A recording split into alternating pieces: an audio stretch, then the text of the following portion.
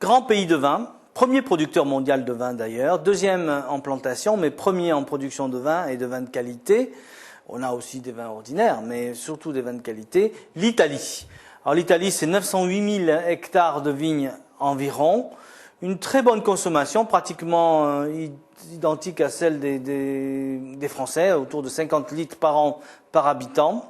On a une vingtaine de régions qui sont dominées qualitativement par deux régions que sont le Piémont et la Toscane, mais une progression partout, de la Sicile aux Pouilles, du Basilicate à l'Émilie ou au Trentino ou au Frioul. On a des vins absolument excellents partout en Italie. Alors on a pas mal de cépages autochtones en Italie également, qui dominent, bien que souvent on peut également retrouver des cépages français pour la production de certains vins. Alors pour les blancs, le blanc c'est le Trebbiano qui est partout en Italie, du nord au sud. Nous avons le cépage équivalent en France, c'est l'Uni-Blanc, c'est le même cépage, donc on l'appelle Trebbiano en Italie. On a le cépage Verdicchio qui donne des vins blancs secs, acidulés, fruités, surtout dans la région des Marches et du Latium. On a le Canaiolo qui se trouve plutôt dans la région de Toscane et de Ombrie pour les blancs. Le Greco qui a plusieurs variétés. Il y a plusieurs variétés de Greco qui est plutôt dans le sud de l'Italie. La Malvoisie, Malvasia en italien, qui se trouve également dans le sud pour faire des vins doux. Le Moscatello, évidemment. La Vernacchia, qui est un cépage blanc qu'on trouve également en Toscane, d'ailleurs sous une appellation extraordinaire qui est la Vernacchia de San Gimignano. Mais on peut trouver également, je vous l'ai dit, du Chardonnay, du Riesling, du Pinot Gris en tant que cépage blanc. Pour les rouges, chaque région a un petit peu son cépage à elle. Ainsi, le Piémont et la Lombardie sont dominés par le Barbera, le Nieluccio, Niebolo.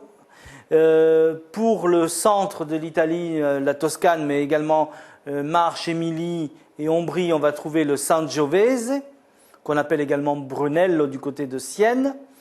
Montepulciano, qui est un cépage qu'on trouve dans les Abruzzes, dans les Marches également. L'Aleatico, c'est plutôt un cépage du sud de la Toscane, qui va jusqu'aux Pouilles, même jusqu'en Sicile.